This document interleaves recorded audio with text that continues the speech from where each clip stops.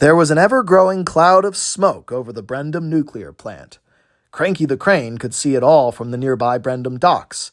He anxiously wound and unwound his chain, watching intently. "Has it gone off yet?" asked Ben the tank engine down below. "No!" snapped Cranky. "What about now?" giggled Bill, right beside his brother Ben. "No, it's still stable," said Cranky seriously, and he watched silently for a while longer. "What about now?" Both twins erupted in laughter. "Could you two knock it off?" hollered the Crane. "If it goes off, I'll tell you. Hell, if it goes off, you'll know." "No, it won't," said Boko, who rolled up beside them. "If it goes off, we'll all be liquid iron." Bill and Ben stopped laughing then. Within the facility, nuclear reactor 5 was threatening to go off like a bomb. And out of everybody on the island that could be negotiating with the fearsome machine, it was George the Steamroller, standing between Sodor and Armageddon. "Listen, pal, you got a lot to be angry about. If there's one feeling I know like the back of my roller, it's mad. All these self-righteous trains and the railway tracks that sprawl all over the island, it grinds my flywheel." Giant steel nuclear core boiled with agreement. "I can't stand them either," the core howled. "Everything I've done for them, all of them, and they call me a menace. So I'm going to blow them all away." "Damn, you're a big dinker, aren't you?"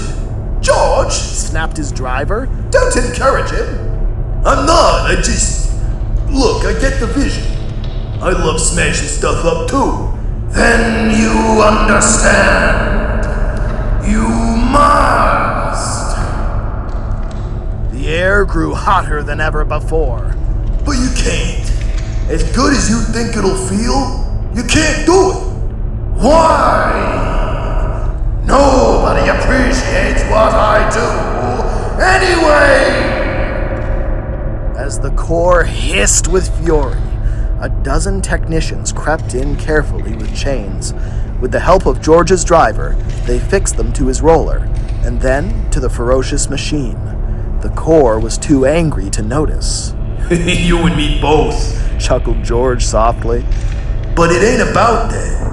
I mean, why do you do what you do? Why do you do your nuclear thing? You know, when you burn your, Why do I trigger my reactions?"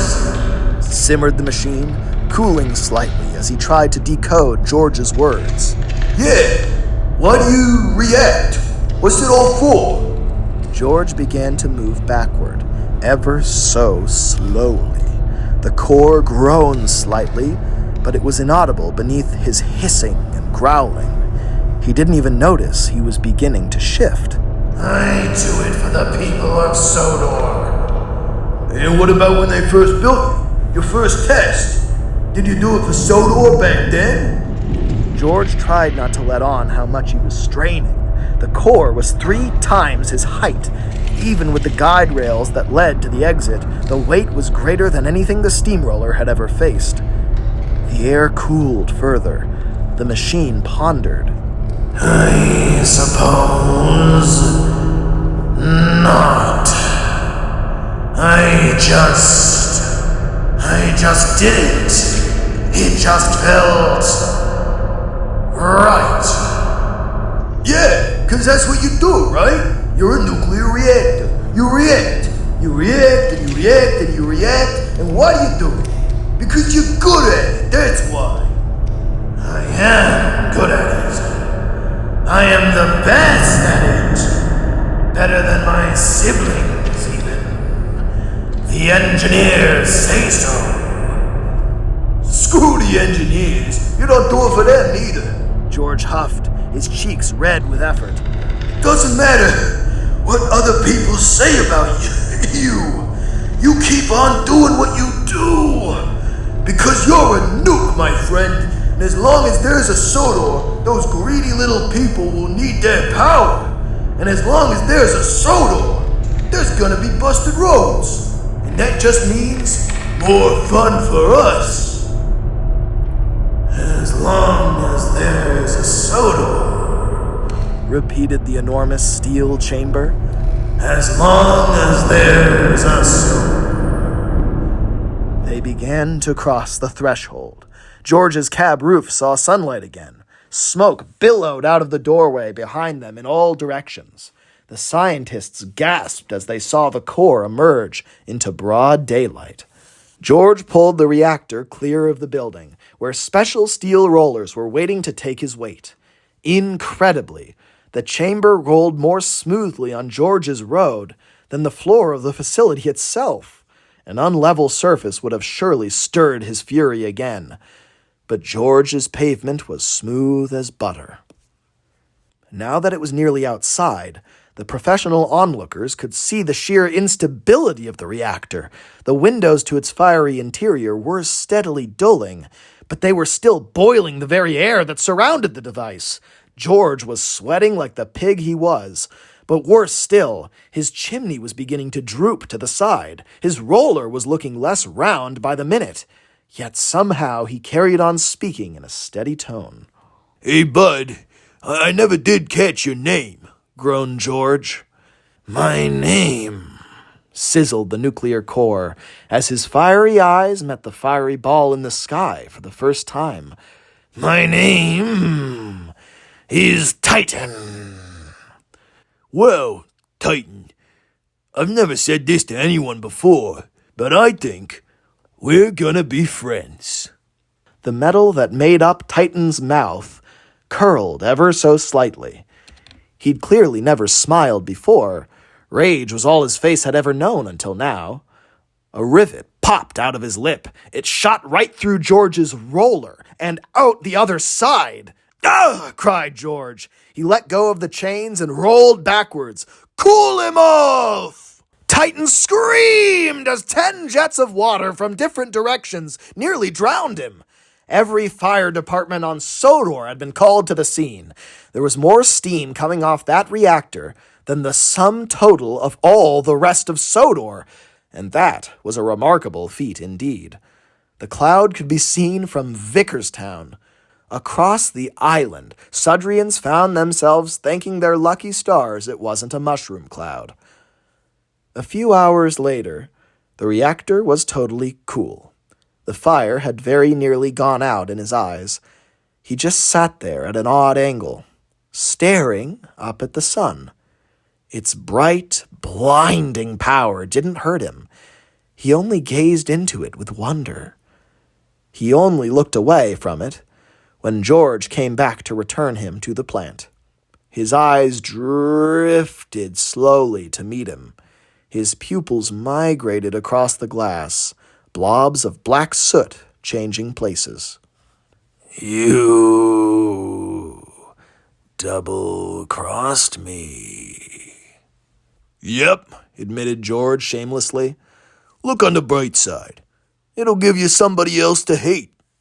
The sound that the cooling reactor made sounded like unpleasant, steely pangs to everybody else present, but George could hear the laughter for what it was. And he laughed too. When this was all over, they'd both have a good deal of hating to catch up on. When George had pushed the reactor back, and the scientists were examining the radiation levels around the site to make sure all was well, George caught the attention of the leading expert. Hey, pencil neck, with the specs. I'm a doctor, I'll have you know. And I'm a steamroller. They got a fancy title for that, too. Dr. Quincy was deeply unamused. What do you want? Is there any scientific reason you can't put a skylight in that building? Is there any, No. No, I suppose not. But why would you need one? The plant manager overheard and understood. I think that can be arranged, George. I'm sure I can convince the city council it's a necessary precaution. Good, was all George said, and he looked up at the sun. He couldn't look at it for as long as Titan had, but he could definitely see the beauty in it. A fiery ball of gas, impossible to cage or restrain, always raging. Everybody everywhere could see it, and everybody appreciated it. Nobody thought less of it for its anger. Everyone was just grateful. The whole world over. The work crews had no trouble at all getting materials in and out. George had made a path smooth enough to keep a nuclear bomb stable. Needless to say, there weren't shovels falling out of work trucks. "You did very well, George," said Sir Topham Hatt, as he shed his hazmat suit and donned his top hat once more. "Thank you." George couldn't help but smile very faintly. "I'm good at one thing, and that's paving roads." "Indeed you are. But for once, I'm glad you're bad at keeping your temper. This time, I doubt cooler heads would have prevailed." George didn't disagree, but he didn't respond either. He simply rolled back to the top of his flatbed and was away again. It's been decades since, and there has never been another failure at the Brendam nuclear facility.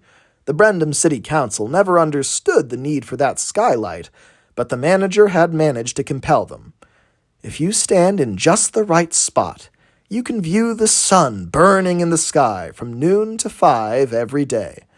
That spot is the permanent home of Reactor 5, Titan, whose porthole eyes are always on the sky. He's always angry, even now, but not with the people of Sodor. He doesn't care what they think anymore. He finds other things to resent, usually little things. But he no longer burns alone. He has company, not just in the sky, but wherever there is a pothole or weary pavement on the island of Sodor. He's not quite capable of liking anybody, but if there was one fellow that might come close, it would be George the Steamroller.